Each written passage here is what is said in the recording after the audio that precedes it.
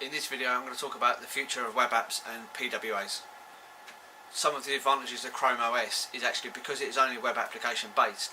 There's no big software that you need to load on booting up a machine. So they're super quick, super lightweight, and they really utilise the power of the web.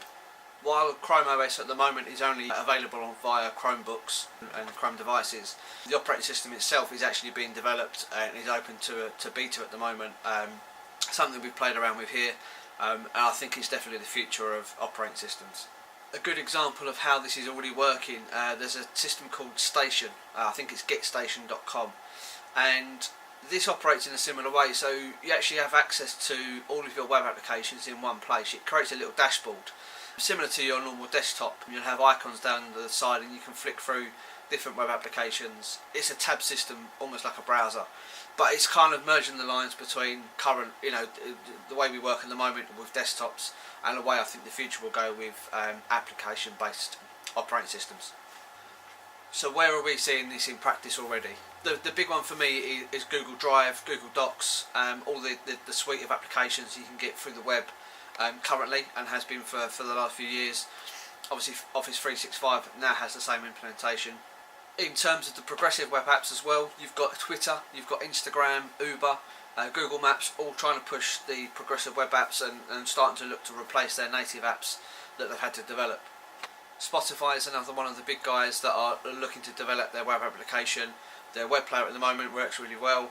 I think it's just that next level of pushing that to a progressive web app and allowing you to replace the native apps that are on your phones at the moment. I think it's a big statement that there's so many of these big brands and big software houses that are pushing progressive web apps and putting in time and money into developing their own.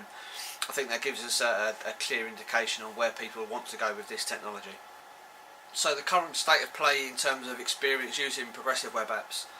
On Android is very much part of the process now. You can access the progressive web apps through different app stores, through websites, through notifications and pop-ups, in the traditional way that people drive people to the app stores. The experience on Apple is still not there, but I know it's in the pipeline, and I know there's work going on over at Apple to update that and hopefully bring it in line with everybody else. I think when that happens, I think we're going to really see an uplift in progressive web apps.